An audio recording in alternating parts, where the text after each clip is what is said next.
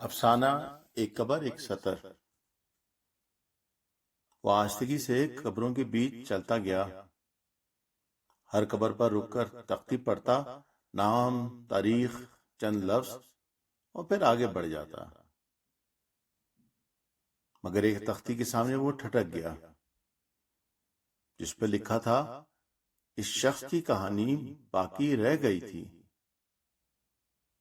وہ دیر تک اس سطر کو دیکھتا رہا، اور اسی لمحے جیسے کوئی سرگوشی اس کی روح میں اتری کہ زندگی ہمیشہ پوری نہیں ہوتی، مگر جینا پورا ہونا چاہیے۔